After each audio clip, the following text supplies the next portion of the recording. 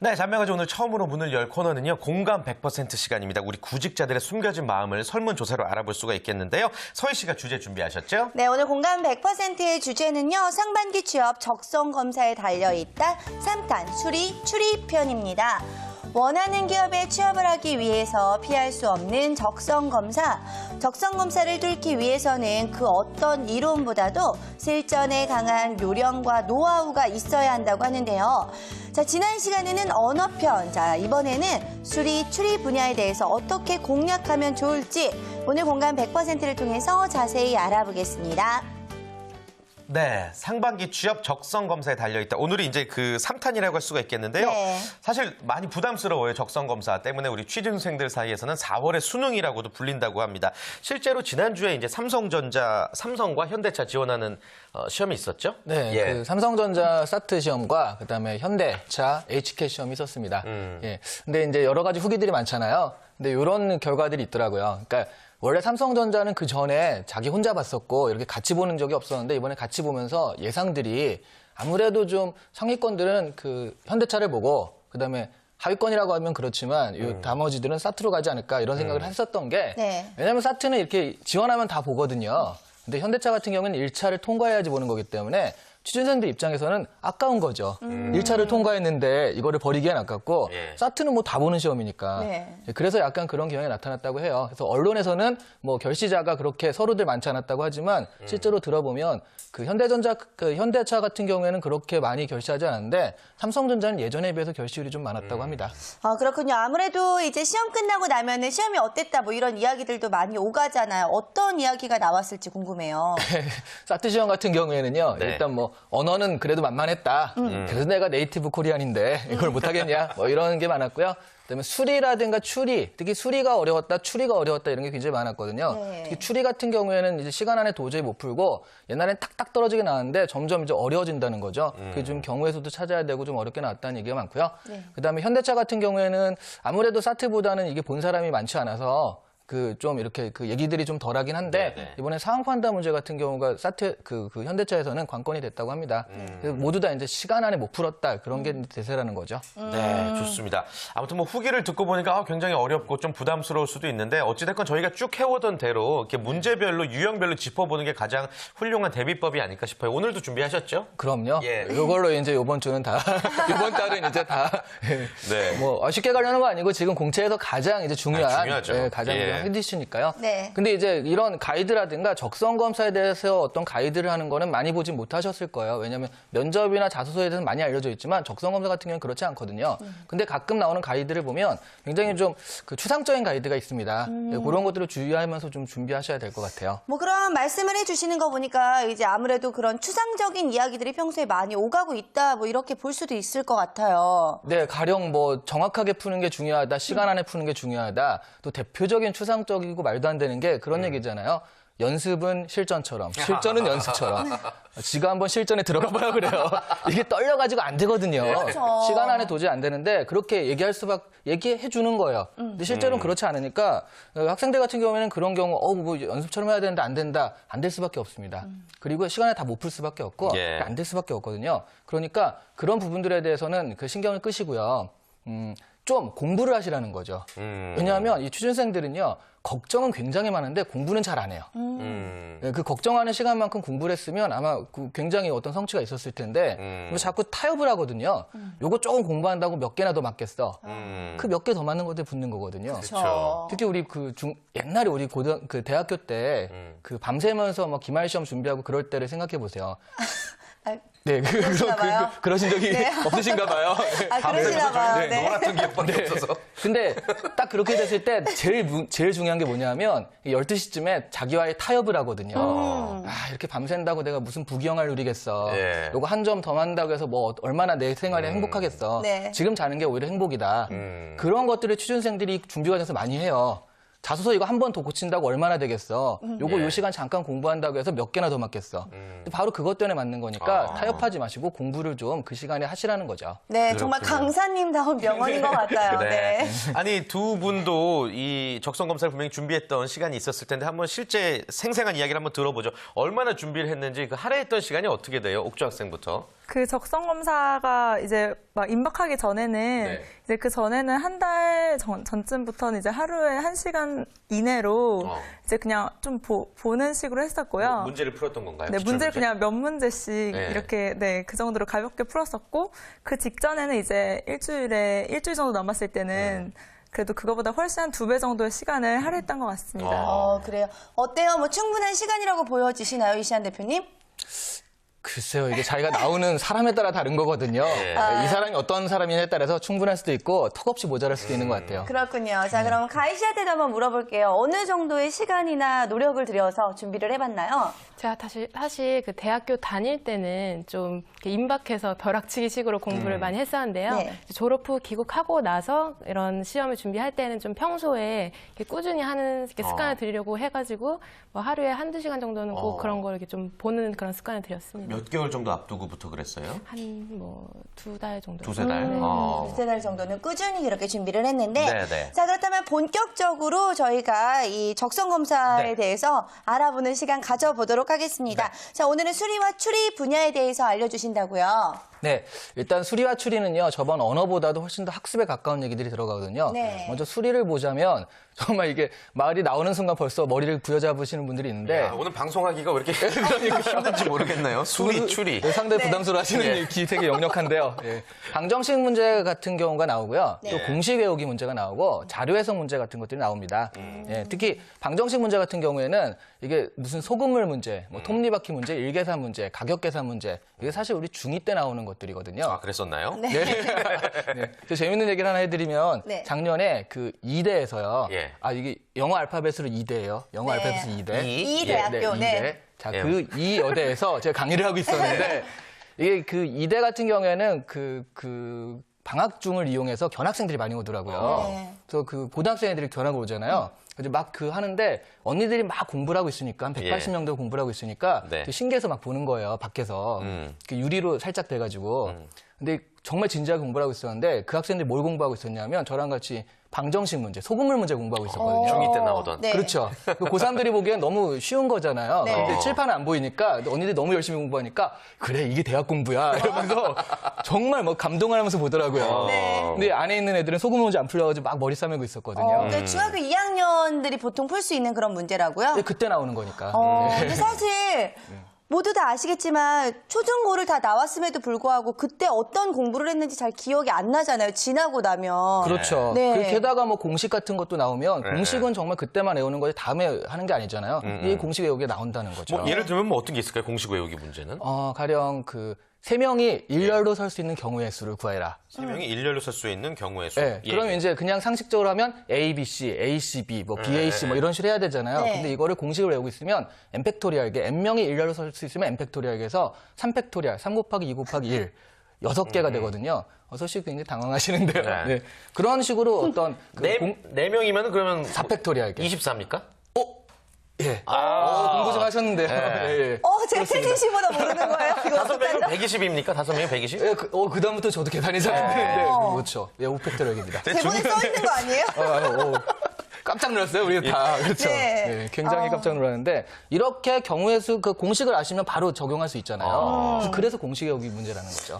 결국 말씀하시는 얘기를 들어보면은 저희가 어렸을 때 풀었던 뭐 이 정석, 뭐 이런 수학의 정석 이런 책에 있었던 이 앞부분만 봐도 어느 정도는 풀 수 있다라는 생각이 드는데요. 그러니까 수학의 정석을 딱 보면 우리가 거의 집합과 명자만 보고 방정식, 부등식 갔을 때부터 이제, 이건 다음에 할까? 그쯤에 이제 책을 뭐 도둑 맞거나 잊어먹거나 그러잖아요. 네. 다시 또 집합과 명제부터 하는데 그게 하나하나 다 하려니까 그런 거고 거기서 중요한 엑기스트들, 공식들만 이렇게 쫙 보면 그렇게 많지가 않아요. 네, 그런 부분들을 좀 공부하시고 시험에 임하시면 그래도 지금 맞는 것보단 2-3개는 더 맞을 수 있다. 예. 네, 이런 거죠. 네. 그렇군요. 근데 어찌됐건 뭐 아무리 유형을 알아도 막상 시험지를 받아드는 순간 백지가 되는 경우가 많을 것 같아요. 뭐 집에서 편한 마음으로 풀면 다 풀 수 있겠지만 그 딱 옥주 학생 어땠어요? 시험지 처음 받아봤을 때 당황했었어요, 실제로? 이게 뭐야? 그리고 문제가 왜 이렇게 많아? 이런 생각? 네. 예, 문제가 많았다. 네. 시간에 비해서. 그리고 빨리 마음을 잡고 풀기 시작해야겠다. 이런 생각이 들어요. 왠지 받자마자 굉장히 막막한 생각이 좀 들 것 같아요. 같아요. 네. 네. 가희 씨도 적성 검사 때 기억나세요? 시험지 받아들었을 때 어떠셨어요? 네, 저도 이렇게 문제 종류보다는 좀 문제 수가 굉장히 많아가지고 이거를 시간 내에 다 풀 수 있을까? 이런 생각 때문에 좀 당황했던 기억이 있습니다. 그랬군요. 네. 네, 이렇게 보면은 되게 꼼꼼하신 성격일 것 같은데도 이렇게 받았을 땐 좀 당황스럽고 그런가 봐요. 네, 이게 문제 수가 많다 보면은 많으니까. 마음이 이제 급해지기 때문에 이게 문제가 쉬워도 이거를 내가 다 풀 수 있을까? 이런 생각이 이제 처음 들게 되죠. 저는 근데 좀 이해가 안 되는 게 모든 지금 취준생들이 공통적으로 하는 소리가 문제가 너무 많다라는 이야기를 하는데 이거 왜 문제수 안 줄이는 거예요? 바로 되게 이제 많은 정보를 빠른 시간에 처리하는 게 기업이잖아요. 그럼 보고서를 작성해라 그러면 항상 기한은 이번 주 금요일 아니면 다음 주 금요일까지거든요. 충분히 시간을 가지고 보고 오게 이렇지 않거든요. 그래서 되게 빠른 시간 안에 많은 정보를 처리할 수 있는 능력 자체를 테스트하는 겁니다. 그렇군요. 이해해줘야 될 것 같습니다. 자, 다음에 예. 나오는 문제 유형이 또 자료 해석 부분이다라고 들었는데요. 자료 해석은 뭐 업무상에 필요할 부분일 것 같아서 더욱더 중요하게 여겨질 것 같아요. 네, 그 자료 해석 문제라는 건 이제 그 낯선 분들이 상당히 많겠는데 표 같은 걸 줘요. 표나 그래프 이런 걸 준 다음에 이걸 읽어내는 능력이거든요. 근데 정말 다음 추론 중 맞는 것은 표를 보고 해석한 것을 맞는 것은 1번 뭐 GDP 표가 나와 있으면 2011년 대만의 GDP는 2012년 싱가포르의 GDP보다 낮다, 높다 뭐 이런 식이에요. 그러니까 그 자료를 꼼꼼히 본 다음에 이 수치와 이 수치를 비교해가지고 이게 맞다 틀리다를 판단하는 그런 문제거든요. 네. 정말 대표적으로 시간을 많이 소모할 수밖에 없는 문제입니다. 그렇군요. 자, 그야말로 말 그대로 이제 자료 해석 능력을 보는 건데 뭐 정확한 해석을 하는지 못하는지를 본다는 건데 그것 말고 어떤 좀 숨겨진 함정 같은 건 없습니까? 있습니다. 네, 그런 부분들. 그러니까 이거 자체로도 이제 굉장히 시간 끌기이기 때문에 풀기 어려운데 예. 그 안에 살짝 녹여놓는 함정들이 몇 가지 있어요. 다 말할 수는 없지만 대표적으로 비와 양의 차이 같은 것들이 있습니다. 그게 어떤 건데요? 어떤 뜻으로 하는 거예요? 비와 양의 차이라는 게 제가 예전에 정말 어렸을 때 그 친구가 인하대에 다녔거든요. 예, 예. 근데 어느 날 방학 때인데 그 인하대 간다고 가더라고요. 너 따위가 웬일로 방학 때 학교를 가니? 그랬더니 데모를 하러 간대요. 데모? 네. 네. 그래서 아니 운동권 학생도 아니고 네가 웬일이야 그랬더니 뭐 정치적 이슈가 아니라 학생회 간에 라면 값이요. 방학 동안에 100%가 올랐대요. 그래가지고 야 이건 뭐 학생한테 라면 값이 100%면 엄청난 거잖아요. 몰래 방학 때. 거의 전교생이 다 모인다는 그런 데모를 하러 가더라고요. 그래서 야 100%면 얼마나 되는데? 라고 했더니요. 원래 200원이었는데 400원이 됐대요. 네.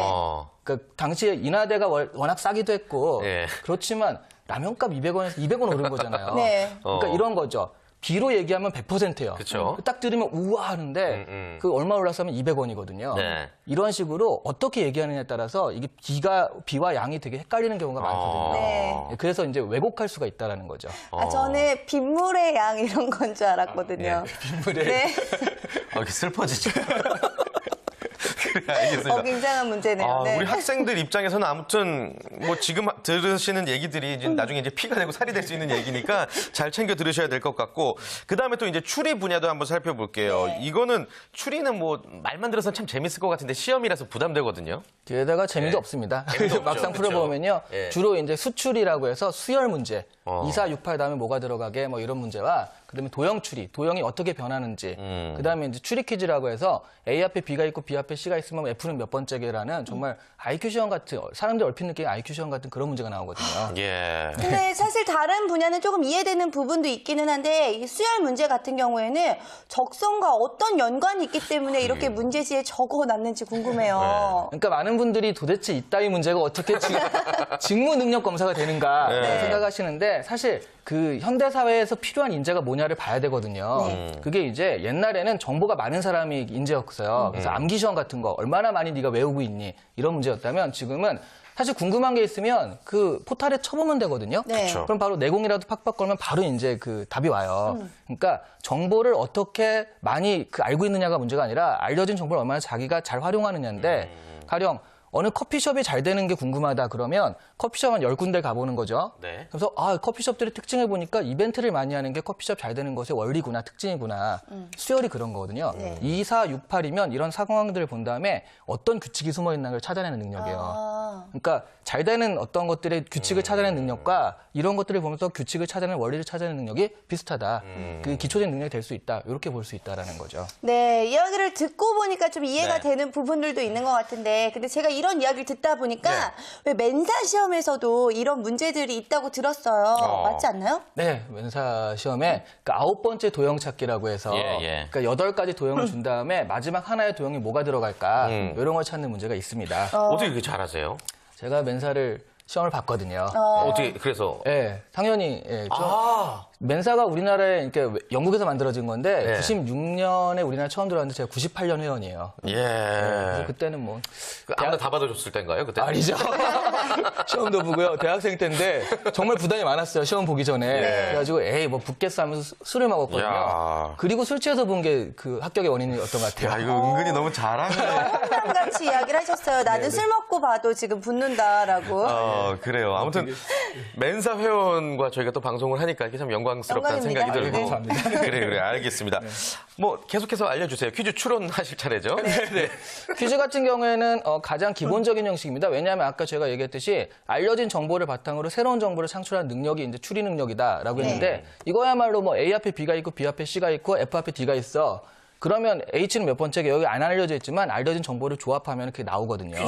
마치 탐정이 하는 거나 비슷하다 보시면 돼요. 증거들을 다 수집한 다음에 범인이 너야 뭐 이렇게 밝혀내는 거 있죠. 근데 이런 것도 사실 잘하는 분들 약간 따로 있는 것 같은데 여기 나오신 두 패널 여러분들은 어떤지 궁금해요. 그래요. 평소에 이런 퀴즈 문제 잘 푸는 편이에요? 네. 아니요. 사실 아주 약한 부분 중에 하나인데요.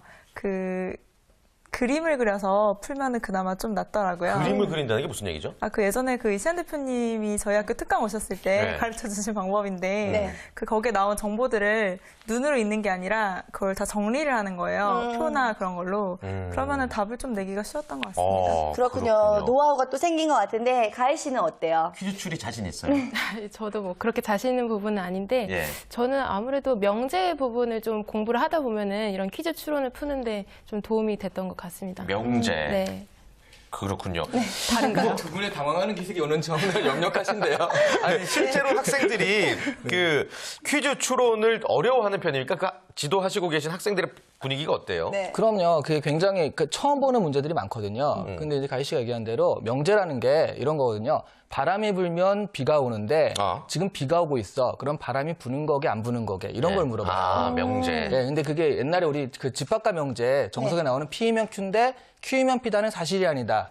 이걸 기억하고 있으면 바람이 불면 비가 오는데 비가 오면 바람이 분다. 이건 사실이 아니거든요. 확실하지 않거든요. 그런 식으로 찾아가야 되는 겁니다. 그렇군요. 어떻게 보면 좀 약간 단순하게 풀어야 되겠는데요? 그렇죠. 이게 얼핏 IQ 시험이라고 착각하는 사람들이 많아요. 근데 이게 뭐 방송에서 이 말이 맞는지 모르겠지만 노가다 문제거든요. 정말 이거 까라면 까고 하라면 하고 그러면 나오는 문제고요. 이거 굉장히 좀 길어져요. 그러다 보니까 저희가 얼마나 그거를 정확하게 빨리 푸느냐, 빨리 대입하느냐의 문제지 머리가 반짝반짝 빛나고 그런 문제가 아닙니다. 네, 그렇군요. 퀴즈 문제 그렇다면 좀 한마디로 정리하자면 어떤 전략으로 가야 된다는 얘기입니까? 역시 마찬가지입니다. 공부를 해야 돼요. 그 집합과 명제는 우리가 사실 기억하면 다 이런 게 있었구나라고 알고 있거든요.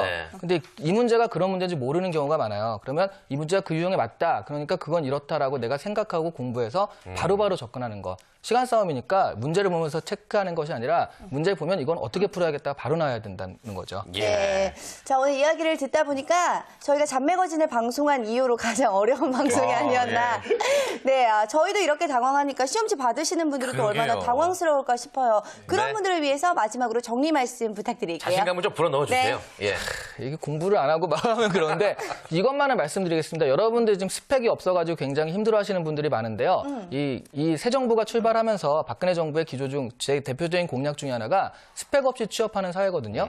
그래서 지금 상반기를 보면은 그 서류에서 뭐 사실 그런 스펙 필요 없다. 학교도 쓰지 마라. 어느 학교 나왔는지 쓰지 말고 학점 필요 없다. 뭐 이렇게 하는 경우가 많았어요. 이게 하반기 때문에 더하다는 거죠. 근데 기업 입장에서는 면접을 그 사람들 다 볼 수는 없거든요. 그러니까 중간에 거르는 과정이 적성검사라는 거예요. 그래서 서류는 좀 많이 통과시켜주고 적성검사 거르는 게 하반기 되면 더 심해질 건데 이게 좋은 거는 학교는 갑자기 바꿀 수는 없잖아요. 그렇죠. 근데 적성검사는 이번 방학이나 이 기간을 이용해서 충분히 점수를 높일 수가 있다는 거거든요. 그래서 여러분이 공부하시면 얼마든지 취업할 수 있는 기회가 열리는 게 이제 이런 정부의 기조니까요. 적성검사에 좀 많이 시간을 투자하셔서 많이 공부하시면 취업의 기회가 분명히 지금보단 3배, 4배가 될 거라고 확신하면서 말씀드립니다. 네. 그렇군요. 굉장히 중요한 기회인 만큼 또 굉장히 중요하게 잘 대비를 해야 될 것 같습니다. 자, 다음 주에도 공감 100% 계속되니까요. 구직자분들 주목해 주시길 바라겠습니다.